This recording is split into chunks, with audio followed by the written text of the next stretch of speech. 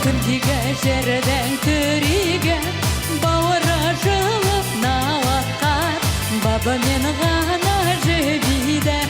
наурыз наурыз күнгейге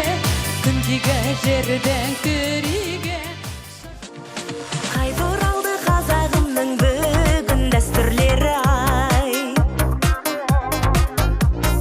көптен күткен халқымыздың асыл арман еді ай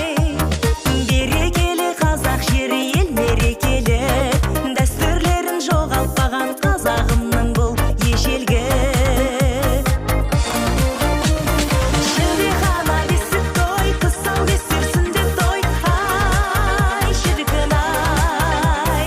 құда түсі сырға салу бет ашарың ай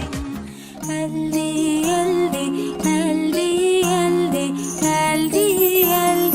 көкешім әлде